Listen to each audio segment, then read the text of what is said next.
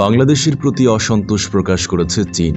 তাদের অভিযোগ, বাংলাদেশ ইচ্ছাকৃতভাবে নিজেদের দেশের পাঠ্য বই ও ওয়েবসাইটে চীনের কিছু অঞ্চলকে ভারতের অংশ হিসেবে দেখিয়েছে। এ নিয়ে বেইজিং আনুষ্ঠানিকভাবে বাংলাদেশ সরকারকে একটি চিঠি পাঠিয়েছে।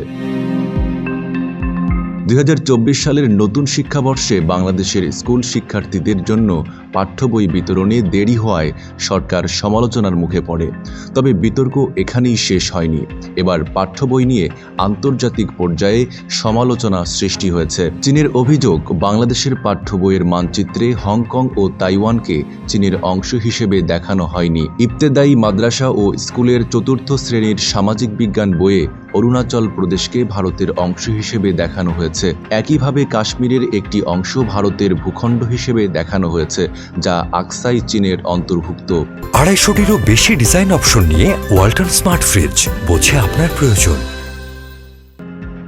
চীন জানিয়েছে, শুধু ৪র্থ শ্রেণীর বই নয়, নবম শ্রেণীর পাঠ্য বইয়েও হংকং ও তাইওয়ানের সঙ্গে চীনের বাণিজ্যকে আলাদা করে উল্লেখ করা হয়েছে। এতে স্পষ্টভাবে ইঙ্গিত করা হয়েছে যে হংকং ও তাইওয়ান চীনের অংশ নয়, যা তাদের জাতীয় স্বার্থের পরিপন্থী। পাঠ্য বই এবং মানচিত্র নিয়ে চীনের আপত্তির বিষয়ে বাংলাদেশ পররাষ্ট্র মন্ত্রণালয় ইতোমধ্যে অবগত ছিল। মন্ত্রণালয় জানিয়েছে, বিষয়টি সংশ্লিষ্ট কর্তৃপক্ষকে জানানো হয়েছে।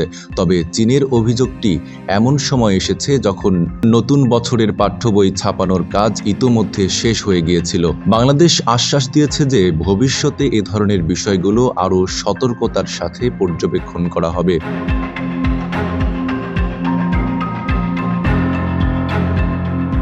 চীন ও ভারতের মধ্যে দীর্ঘদিন ধরেই সীমান্ত বিরোধ চলছে।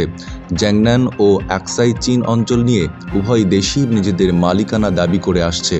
এই অমীমাংসিত সীমান্ত নিয়ে দুই দেশের মধ্যে উত্তেজনা প্রায়ই দেখা যায়। বাংলাদেশের পাঠ্য বইয়ে এমন একটি বিতর্কিত মানচিত্র প্রকাশ করা চীন ও ভারতের মধ্যে চলমান ভূরাজনৈতিক প্রতিদ্বন্দ্বিতার সঙ্গে জটিলতা সৃষ্টি করতে পারে। তবে পাঠ্য বইয়ের তথ্য সঠিক না ভুল তা নির্ধারণ করা কঠিন, কারণ এই অঞ্চলগুলোর আন্তর্জাতিক স্বীকৃতি এখনও সম্পূর্ণ মীমাংসিত হয়নি।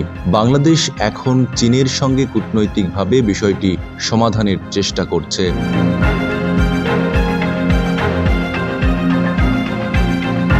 নাইম আরাবী, ঢাকা পোস্ট।